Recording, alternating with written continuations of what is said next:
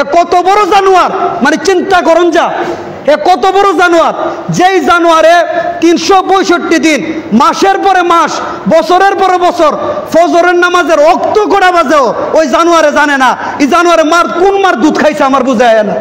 এ কোন মুসলমানের ঘরে জন্ম নিছে? হে এই জানোয়ারে কোন মুসলমানের ঘরে জন্ম নিছে? আরে তুই কুত্তার দিকে ছায়া দেওয়াস না, নামাজের কথা কইলে গো হুজুর ফ্যান বালানা। আরে তুই কি কুত্তা নি? কুত্তাও তো হারিয়া মতো, তুই কি হারিয়া মতোস নি?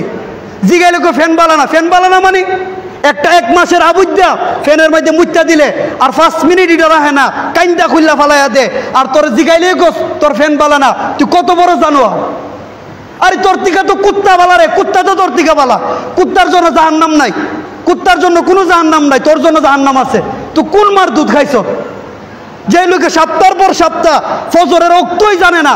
আমার তো মন চায় জুতাটা বাইরেতে বাইরেতে পাবনা কারাগার ডাক্তারের কাছে চলে যাও, যে ডাক্তার আপনি হেরে দেখেন এর তার কেমনে সিরা গেছে গা, হেরে যে মালিকে বানাইছে ওই মালিকের মাসের পর মাসে চেষ্টা করে না, এর তার মার সিরা হে পাগল হয়ে গেছে গা, হের আপনি চিকিৎসা করেন।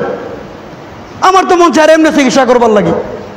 ওমা আমারে একবার আমার কাজে নিছে, বেড়াতে আমি প্রতিদিন টাকা নিতেছি, কোনোদিন বেড়ার কাজ করি না, বেড়াকে আমার পাগল মনে করতো না।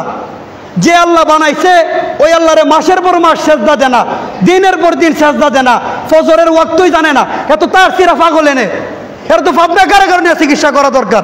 যে ডাক্তার আপনি দেখেন এর তার মার সব সিরা গেছে গায়ে, মালিকের চিনে না। আমার কষ্টে বুকটা ফাইটা জায়গায় কেমনে জানোয়ার হতো তো জানোয়ার না।